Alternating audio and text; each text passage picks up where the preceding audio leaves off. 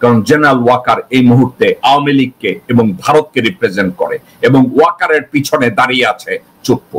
তারেক রহমান করতে চাইলে তারেক রহমানকেও মেরে ফেলা হবে, কারণ ওখানে বিএনপির সাউয়া বসে আছে, বিএনপির গোরখদক আব্বাস বসে আছে, মির্জা ফাক বসে আছে, আমির খসরু মাহমুদ চৌধুরী বসে আছে।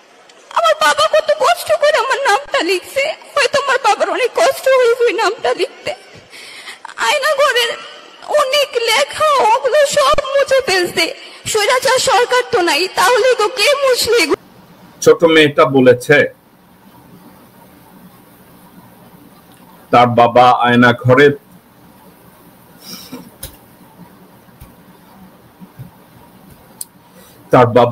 ঘরে তার নামটা লিখেছে খুব কষ্ট করে। তাইলে নামটা কে মুছেছে? জেনারেল ওয়াকার মুছেছে। আয়না ঘরের যত প্রমাণাদি জেনারেল ওয়াকার ধ্বংস করেছে। জেনারেল ওয়াকারের সাথে আরো 25টা কুত্তা হায়না আছে, তারা ওই প্রমাণগুলো ধ্বংস করেছে। ওখানে বোমা প্ল্যান করেছে জেনারেল ওয়াকার ডক্টর ইউনূসকে মেরে ফেলার জন্য।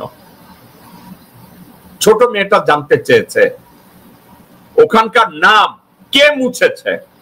ওয়াকার মুছেছে। দর্শকবৃন্দ, ওয়াকার মুছেছে। মেয়েটা কান্না করছে তারেক রহমানের কাছে, আর তারেক রহমানের দলের সালাউদ্দিন, আমির খসরু মাহমুদ, গোরখদক আব্বাস, মির্জা ফাক, আব্দুল্লাহ ওয়াল মিন্টু এবং বিএনপির সাউয়া, এরা ওর বিচার করবে না। রিদি বলছে তারেক রহমান চাচ্চু আমার বাবা কবে ফেরত আসবে? এই কান্না পর্যন্তই।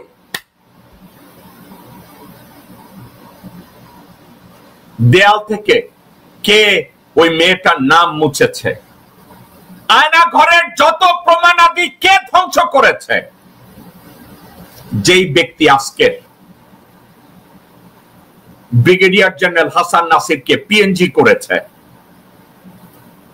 বিডিআর পিলখানা ম্যাসাকারের বিচার না করার জন্য এই জেনারেল ওয়াকার এবং তার সাথে জড়িত 27-28-30 জন হায়না নামধারী brigadier general, major general, lieutenant general, এসব কুত্তার বাচ্চারা ওখানে বসে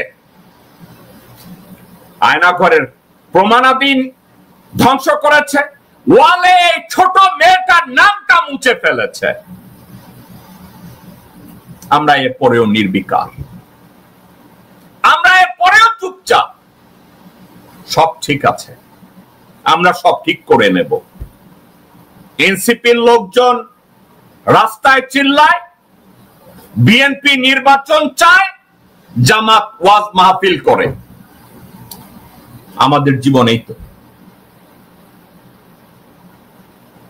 জেনারেল হাসান নাসিরের মতো লোক বিডিআর পিলখানা হত্যার বিচার চায়, আয়না ঘর নিয়ে কথা বলতে চায়, কর্নেল হাসিনের মতো লোকজন কথা বলতে চায়, তাদেরকে পিএনজি ডিক্লার করে। কে?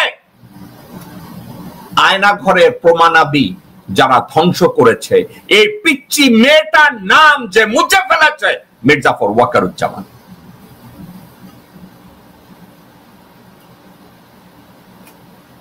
ওই মেয়েটার বাবা কি ফেরত আসবে? ওই মেয়েটা বারবার কান্না করে বলেছে আমি আমার বাবাকে জড়ায় ধরতে চাই। মেয়েটা কি ওই সুযোগ পাবে? তারেক রহমান এটা করবে? তারেক রহমান করতে চাইলে তারেক রহমানকেও মেরে ফেলা হবে, কারণ ওখানে বিএনপির সাউয়া বসে আছে, বিএনপির গোরখদক আব্বাস বসে আছে, মির্জা ফাক বসে আছে, আমির খসরু মাহমুদ চৌধুরী বসে আছে, আব্দুল্লাহ ওয়াল মিন্টু বসে আছে, তাবিতা ওয়াল বসে আছে, মোহাম্মদ সালাম বসা আছে, আমানুল্লাহ আমান বসা আছে, ইকবাল হোসেন টুকু বসা আছে। প্রয়োজনে তারেক রহমানকেও জবাই করা হবে, এর কোনো বিচার করতে দেওয়া যাবে না, কারণ এদের সবার পিছনে দাঁড়িয়ে আছে ওয়াকারুজ্জামান, মির্জাফর দাঁড়াই আছে। এই মির্জাফর কুত্তার বাচ্চাকে দাঁড় করিয়ে এসব বিএনপির বেঈমানেরা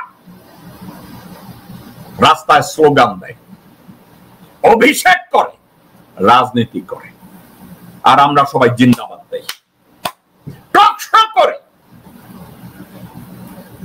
শো করি। দর্শকবৃন্দ, একে একে একটু চিন্তা করে দেখেন, যারা গুম হয়েছে, ইলিয়াস আলীর কথা চিন্তা করে দেখেন,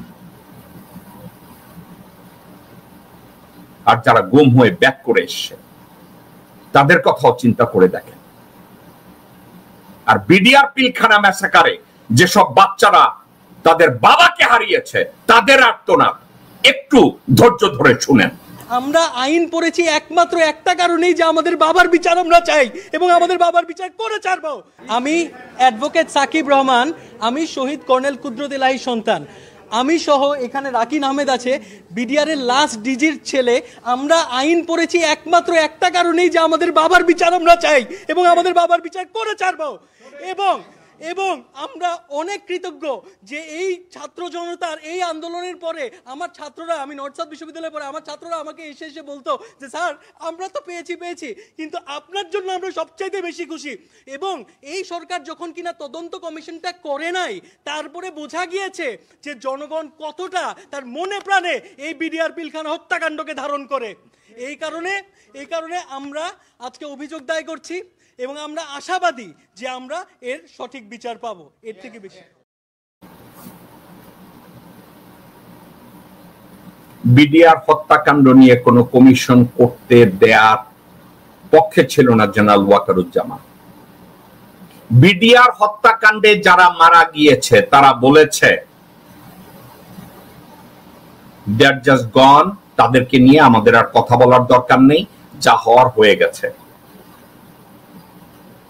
এখানে এসেছে, এ কথা ওয়াকা স্বীকার করবে না। ওয়াকা নিজের হাতে রক্ত আছে, এ কথা ওয়াকা স্বীকার করবে না। এর সাথে তারেক সিদ্দিকী জড়িত, এ কথা ওয়াকা স্বীকার করবে না। এখানে জেনারেল মঈন জড়িত, এ কথা স্বীকার করবে না। ভারতের এখানে ঢুকেছে, এটা স্বীকার করবে না। তাপর জড়িত, জাহাঙ্গীর কবির নানক জড়িত, সোহেল তাজ জড়িত, সাহারা খাতুন জড়িত, এরা সবাই জড়িত, হাসিনা জড়িত, শেখ সেলিম জড়িত, এ কথা তারা বলবে না।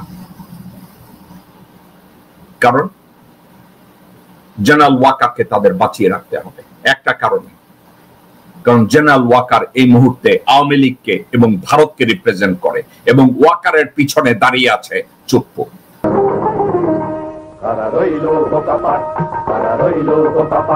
ভেঙে ফেল রেল পাট রক্ত জমাট শিকল পুজোর ভাষণ বেদি, ওরে ও তরুণ নিশান, ওরে ও তরুণ নিশান, বাজা তোর গলায় বিশাল ধ্বংস নিশান, প্রাচীর প্রাচীর ভেদি।